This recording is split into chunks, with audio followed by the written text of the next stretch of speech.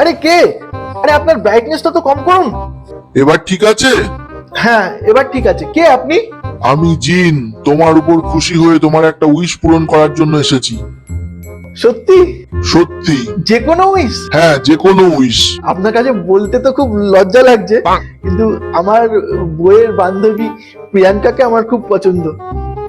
আপনি কি প্রিয়াঙ্কার মাকেও আমার শাশুড়ি বানাতে পারবেন? যাও, তোমার উইশ পূরণ করা হলো।